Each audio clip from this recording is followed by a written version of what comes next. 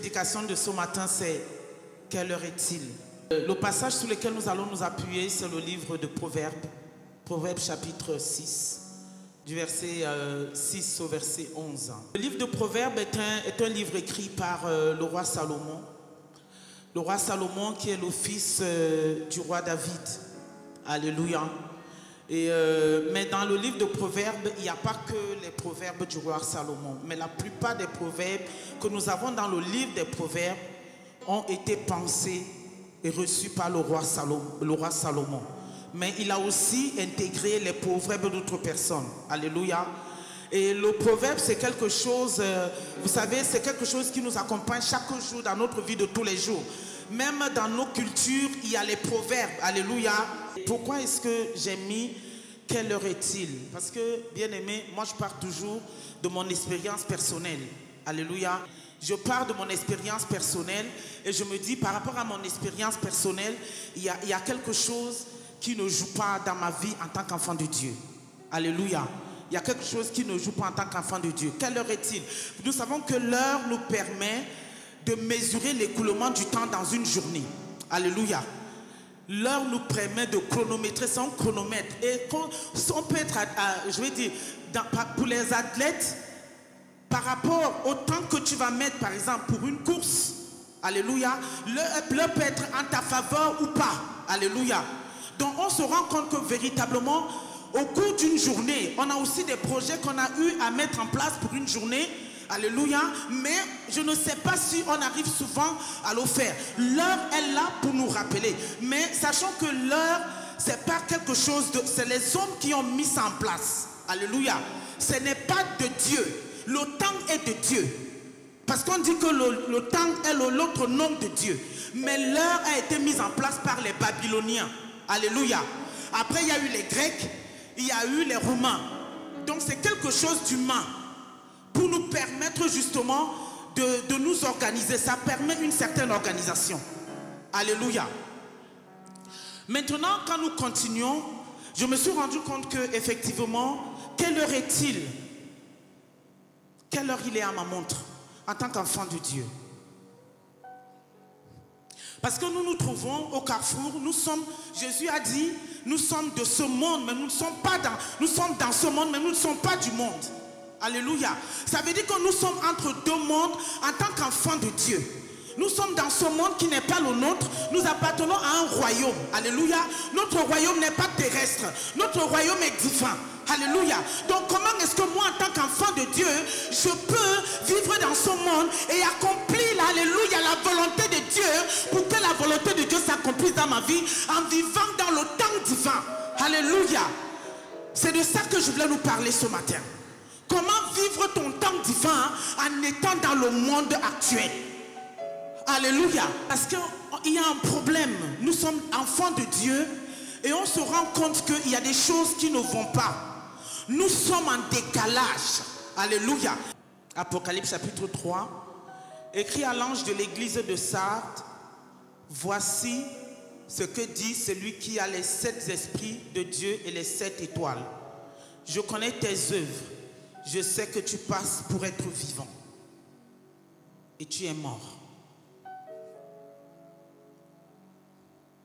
Nous passons pour être vivants, mais nous sommes morts. C'est ce que la Bible dit. Mais pas pour tous. Alléluia. Pas pour tous. Sois vigilant et affermis le reste qui est prêt de mourir. Car je n'ai pas trouvé tes œuvres parfaites devant Dieu. Rappelle-toi donc comment tu as reçu et entendu la parole. Garde-la et réponds-toi. Si tu ne veilles pas, je viendrai comme un voleur et tu ne sauras pas à quelle heure. Alléluia. On revient sur l'heure. Tu ne sauras pas à quelle heure. Je viendrai te surprendre. Cependant, tu as à Sardes quelques hommes qui n'ont pas souillé leurs vêtements. Ils marcheront avec moi en vêtements blancs parce qu'ils en sont dignes.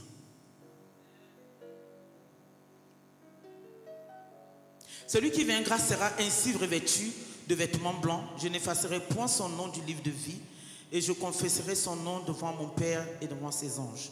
Que celui qui a des oreilles entende ce que l'Esprit dit aux églises. Verset 7.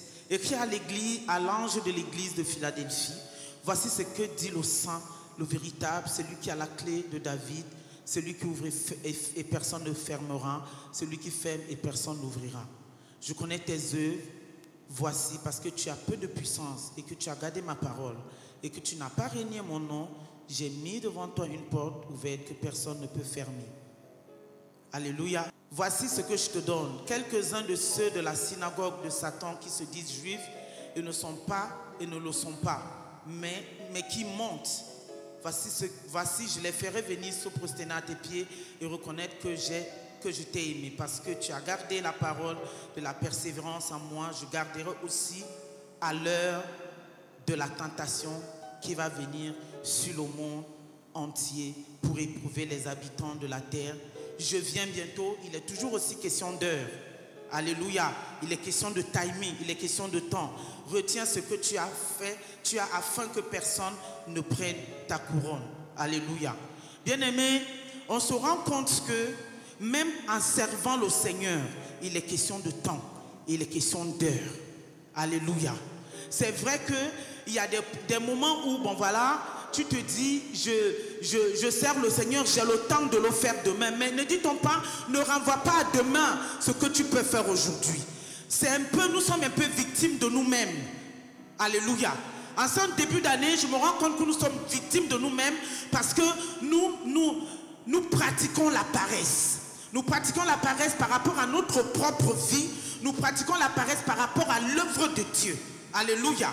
Et on revient dans le livre justement des Proverbes, où nous allons mettre un peu plus de temps notre livre de départ. Proverbes chapitre 6, à partir du verset 6. La Bible dit, va vers la fourmi, paresseux, considère ses voies et devient sage. Elle n'a ni chef, ni inspecteur, ni maître. Alléluia. Bien-aimés, on a cette impression, nous en tant qu'enfants de Dieu, de voir, de penser que Dieu nous a abandonnés, de penser, de voir les autres fleurir, les gens du monde grandir. Alléluia. Et nous, on a l'impression de marquer le pas sur place. La Bible nous dit ici que la fourmi, nous connaissons tous la fourmi. On peut l'écraser, hein? C'est-à-dire souvent on en écrase tellement parce qu'on ne les voit pas. Alléluia. C'est une petite bête. La seule chose que nous avons en commun avec la fourmi, c'est que c'est Dieu qui l'a créée aussi. Alléluia. Mais sinon, la Bible nous dit la fourmi n'a pas de chef, ni inspecteur, ni maître. Nous, on a les chefs, on a nos parents, qui sont nos guides, alléluia, pour nous montrer la voie. Amen. On a des inspecteurs selon le travail que tu fais. On a nos parents spirituels, on a nos parents physiques. Amen. Et on a le maître, Jésus-Christ de Nazareth. Alléluia. Mais que se passe-t-il? Parce qu'on n'a pas réglé notre montre à l'heure divine. C'est le problème. Alléluia. Tu n'as pas synchronisé ta montre avec la montre du royaume. Jésus nous a dit que nous sommes dans ce monde, mais nous ne sommes pas de ce monde. Alors pourquoi nous voulons nous comparer? Les gens de ce monde réussissent parce qu'ils ont synchronisé leur montre avec le Dieu de ce monde. Alléluia. Mais toi, tu dois synchroniser ta montre avec le Dieu du royaume, avec le royaume, pour que chaque fois que tu es à l'heure, quand il s'agit d'une bénédiction te concernant, que tu sois à ton poste. Alléluia. Que tu sois au rendez-vous. On n'est pas au rendez-vous. Certains d'entre nous ont des montres qui ont des retards d'une minute, d'une heure, d'un jour, d'une semaine, d'un mois, d'une année, de plusieurs années.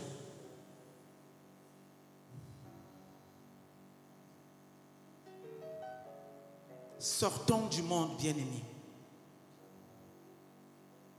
Synchronise ta montre.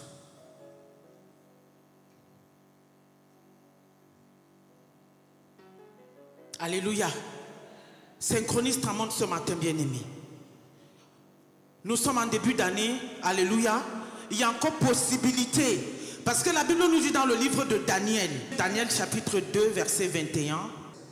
C'est lui qui change les temps et les circonstances, qui renverse et qui établit les rois, qui donne la sagesse aux sages et la science à ceux qui ont de l'intelligence. Alléluia. Notre Père est amour, il est fidèle. La Bible nous dit qu'il est le maître des temps et des circonstances. Donc si tu te répands, comme nous l'a dit dans le livre d'Apocalypse, que tu reviennes sur tes voies et que tu cesses d'être tiède, alléluia, le Seigneur est celui, il est le seul à remonter le temps. Il est capable de remonter le temps parce qu'il est capable de te faire rattraper le temps que tu as perdu. Alléluia. À être paresseux. Amen. Mais il y a quelque chose, bien aimé. La paresse que nous pratiquons, ce n'est pas seulement dans notre vie de tous les jours. Parce que quand nous perdons le temps, la Bible dit on ne sait pas l'heure ni le temps. Personne ne connaît ni le jour ni l'heure. Même le Seigneur Jésus nous l'a dit. Même lui ne sait pas. Même lui il ne sait pas. Je vais m'arrêter là. Donc bien aimé, acclamer l'Éternel.